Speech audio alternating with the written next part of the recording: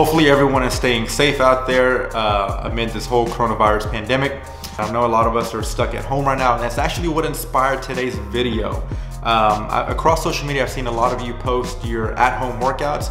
A lot of you are getting very, very creative with a lot of stuff you have just laying around the house. And some of you have actually went out and bought fitness equipment before you got put on lockdown. I love seeing people being active.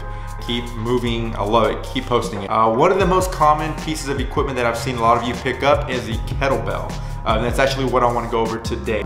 Nowadays you can't go into a corporate gym, you can't go into a CrossFit box, you can't go into someone's home gym without seeing a kettlebell. That's actually what I want to go over today. Not necessarily the kettlebell itself, but an exercise that I've seen a lot of you do with the kettlebell. That's the kettlebell swing.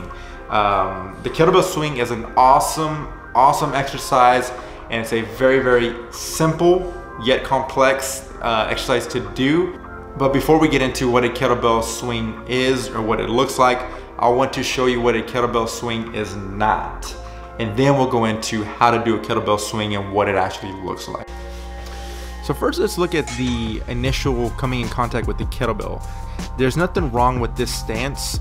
It's just not the most efficient, the most optimal way to start off a kettlebell swing, because from this stance right here, you can't go right into the motion, especially when you start moving up in weight. This would be considered more of a traditional deadlift stance, but again, it's not the most optimal way to start off a kettlebell swing. The primary focus is on your quads, not necessarily your hamstrings and your glutes, and we'll dive more into that here in a second. Now let's move on to the kettlebell swing itself.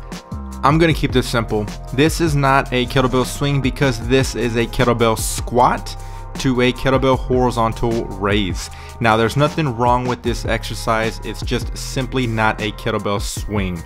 I know there's a lot of debate going on between the kettlebell purist and I guess you could say the new age, that this is just a different variation or a different style, but I'm team purist. This is not a kettlebell swing. Look at my hips, they start at point A and end up at point B. That is a squat. Look at the angles of my knees and my ankles. There is a lot of flexion going on there. And in a minute, you'll see my kettlebell swing. There's hardly any flexion going on at the knee or at the ankle. So now on to how to do a kettlebell swing properly. The first thing I want you to notice here is how I am initially setting up. I'm allowing the kettlebell to start out in front of my body, in front of my toes, as opposed to the first example here. Now in this setup, I want you to pay close attention to the angles of my ankles and my knees. At the ankles, there is no flexion going on, and at the knees, there is very minimal flexion going on there. The shin bone is perpendicular to the ground. Now with this setup here, it's allowing me to keep the muscles that are primarily targeted during a kettlebell swing to be engaged. And those muscles are the hamstrings, the glutes, the lower back, and the lats. Now I'm not saying that other muscles aren't being used, but the kettlebell swing is a posterior chain dominant movement. Again, all those muscles that I listed off are engaged right now, which is going to make the first phase of the kettlebell swing a lot easier to accomplish. The kettlebell hike is the first movement to start off the kettlebell swing sequence. So once again, I want you to watch my ankles. There is no movement there. The shin is not moving forward. There's very small change at my knees, but the key here is to watch my spine, watch my back. It stays in a neutral position, meaning that from my cervical spine up by my neck, all the way down to my lumbar spine, my lower back, it stays completely straight. There's no overarching, there's no flexion or extension, it just stays flat. One of the most common mistakes I see when individuals are doing a kettlebell swing is they lift their chin up, they lift their head up to see where they are swinging. And that right there can cause major strain in the neck muscles, it can cause some nerve damage, and the list can go on.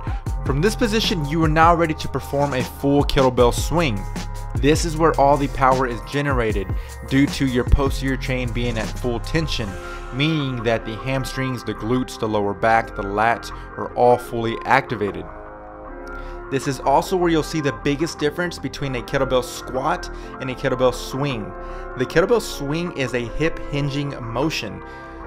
The hips are a pivot point or a central location that they won't travel that far away from.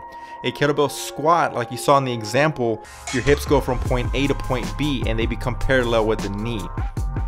And finally, here we are at the end position, fully aligned and stacked. My head is above my shoulders are directly above my hips, and my hips are above my knees, and knees are above my ankles. Again, fully aligned right there.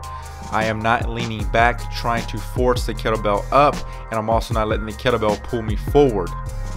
And all of this is a result of having everything fully engaged and working in synchronization. My lats are not allowing my shoulders, my arms to travel too far forward.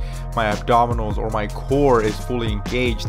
My glutes, my hamstrings, my quads are all allowing me to generate that force through the hip hinge and allow me to stand upright. Guys, that is pretty much it for today. This topic I could go on and on and on about, but I want to keep this short, entertaining, and fun. If you have any other recommendations for me, any other videos you would like to see, please leave a comment. Go ahead and like this, share it, give me a follow, and subscribe. It'd be greatly appreciated. See you guys next time.